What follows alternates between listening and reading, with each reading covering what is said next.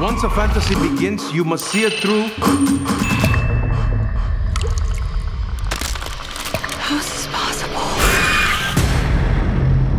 From what I understand, you guys were kind of all living together on a cruise ship on Fiji, is that right? The first 2 weeks we lived on a boat. So like the island where the house is, we shot all of that first. So we would live on the boat, eat on the boat, sleep on the boat, take these little boats in to the island, film, swim on lunch break, come back. Yeah, we lived on a cruise ship for 2 weeks. The entire cast, the entire crew, the hero location, the house in the movie was in a very remote part of Fiji, and there were no hotels, airplanes couldn't get there. So the only way we could make it work was to buy out a cruise ship. And it was an incredible bonding experience. It's something that I'll remember for the rest of my life. And I made, fantastic friends, and it really sort of cemented us as a team making this film. Well, making movies is always it always seems way more glamorous than we think. I mean, we're in a hotel room right now. Right. You know what I mean? We're not, this is not real. Right, yeah, that's you know true. what I mean? No, yeah, I mean, it's tough. It's like 12, 14 hours a day, and you're in the hot sun, and we were in a small boat. You're in a suit. Yeah, I'm in a suit, which the first week we had these really hot lights, which later on we didn't end up using, and it was like, the director was actually trying to tell me not to sweat. I was like, I'm sweating. I don't know how I could stop it. We had to hike like 30 minutes up to this bat cave. And I think this was the day that Austin was really sick, and he was such a trooper. And so he made it work. But it was so hot that day. I remember we were just like all on the verge of fainting, but then we'd look to the left and there'd be crew members like lugging up equipment, so we couldn't complain at all. But then we'd get there and it was so worth it because it's this gorgeous, if you've seen the movie, like the caves, like that's all real. You'll see it in the movie, but it was amazing how these caves looked. Like I couldn't believe, like, why don't a lot of people come in and film in these caves? Well, it takes an hour to even walk up, and let alone with a camera. All the equipment, sure. Yeah, with all the equipment, and it was, like it's always raining, so there's a lot of mud and you can slip, which I did a bunch. But it was the most beautiful caves, and some of the waterfalls were fantastic. I'm not really a water guy, but I love just going on these little hikes with these. With the rest of the cast. I mean, it was really cool. Good evening. I'm Mr. Rourke. Let me officially welcome you to Fantasy Island. When you were first getting into the character of Mr. Rourke, I'm just curious kind of what it was that stood out to you most about the character, and then when you were having conversations with Jeff Wadlow, kind of what you went back and forth about. I think we're both on the same page about like what we wanted to convey and have this character be within the movie. Not taking sides with anyone, but also having really taking care of the island, so to speak. Like it's a big task to with your staff or whatnot, but also to kind of keep a little bit of Ricardo Montalban, what he did with his character, and specifically with the way he spoke. He hungers to immerse himself in the romantic adventures and challenges no longer available to residents of Manhattan.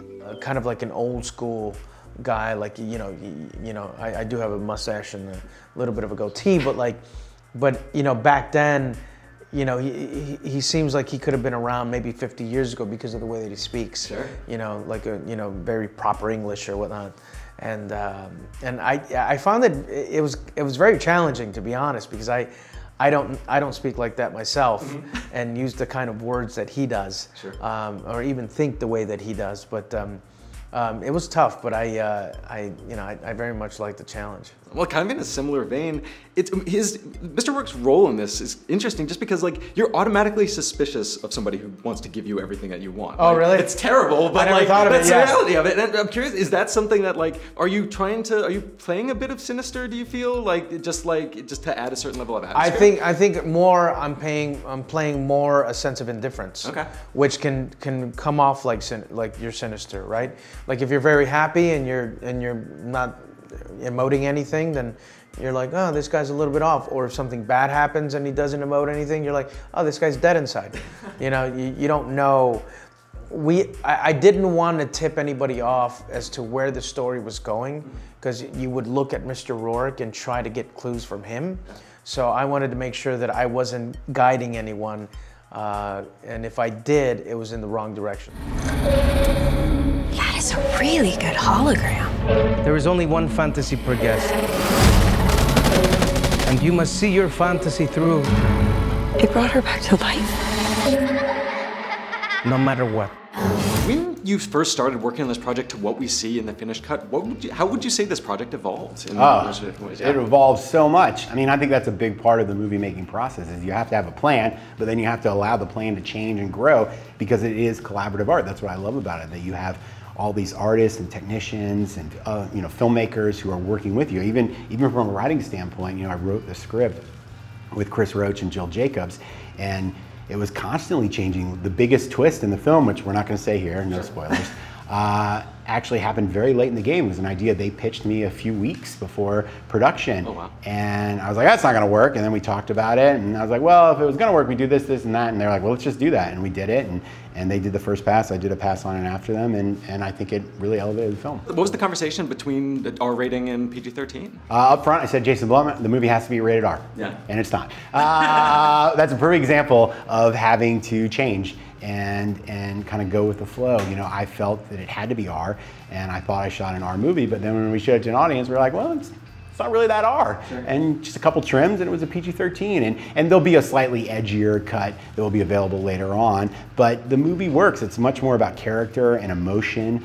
And it doesn't matter if a movie's PG-13 or R, those things come through when you have great actors like we have in our film. And was there kind of like a workshopping process for just figuring out what the fantasies were going to be? Like, how'd that process go? Yes, so basically when we decided we were going to do the movie, I sat down with Chris and Jill and we looked at plot summaries of all the episodes, and then we started brainstorming our own fantasies, not personal ones, but fantasies we could imagine as if we were just like relaunching the show. We're like, if we're going to do 5 episodes of the show again, what fantasies would we use?